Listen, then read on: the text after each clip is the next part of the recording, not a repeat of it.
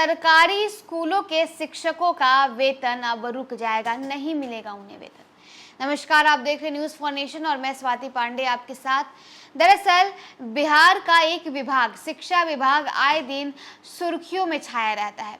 शिक्षा विभाग के एसीएस थे के पाठक के फरमानों के वजह से आए दिन शिक्षा विभाग के तमाम कर्मियों में हड़कंप सा मचा रहता है।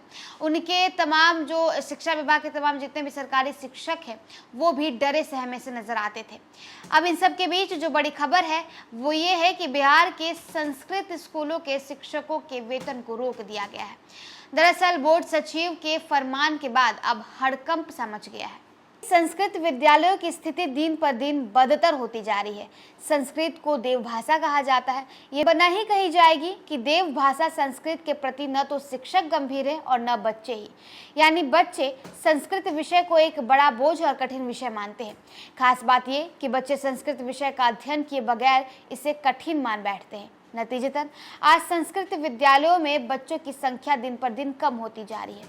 यही हाल रहा तो निकट भविष्य में संस्कृत विषय का नाम लेने वाला भी कोई नहीं रहेगा। बहरहाल इस ओर संस्कृत शिक्षा बोर्ड का अब ध्यान गया है।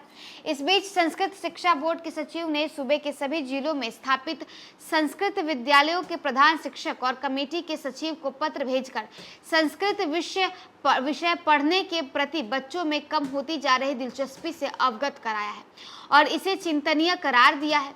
उन्होंने कहा है कि बिहार सचिव के स्तर से संस्कृत स्कूलों का भी निरीक्षण करवाया जाए।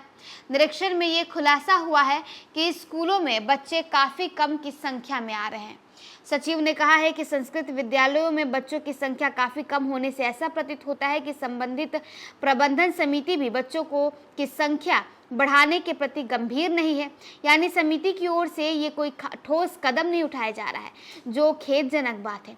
ध्यान रहे कि एक ओर जहां बच्चों में संस्कृत के प्रति कोई लगाव नहीं है, तो स्कूलों में संस्कृत शिक्षक की कमी भी संस्कृत विषय का हाल बेहाल करने में के लिए जिम्मेवार है।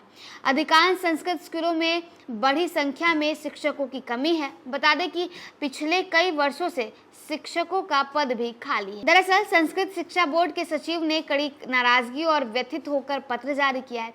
उन्होंने कहा है कि साल 2025 में मध्यमा परीक्षा संभावित है। सभी प्रबंध समिति से ये अपेक्षा की जाती है कि वे अपने पोषक क्षेत्र से कम 75 बच्चों का उक्त परीक्षा के लिए पंजीकरण कराएं।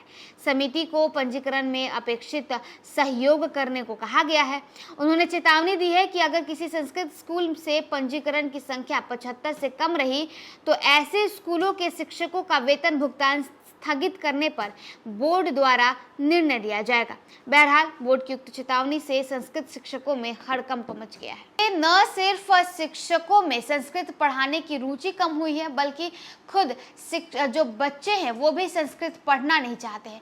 उन्हें लगता है कि संस्कृत बेहद ही कठिन विषय है, इसलिए वो इससे दूर भागते हैं और शिक्षक भी बच्चों के भीतर इसकी दिलचस्पी नहीं जगा पा रहे हैं। इसकी चिंता जो है वो बोर्ड के सचिव ने खेद की है और इस चिंता की वजह से उन्होंने जो शिक्षक है यानी सरकारी संस्कृत स्कूलों के शिक्षकों को ये चेतावनी दे दी है कि अगर आप 75% बच्चों को भी पंजीकरण नहीं करवा पाएंगे तो आपके वेतन में कटौती की जाएगी। बहरहाल इसके बाद तमाम जो संस्कृत स्कूलों के शिक्षक हैं उनके भीतर खौफ का माहौल जग गया है, उनके भीतर हड़कंप सा मच गया है। मामले में जो कुछ भी अपडेट निकल कर सामने आएगा उसके साथ हम हाजिर होंगे। फिलहाल हमें दे इजाजत।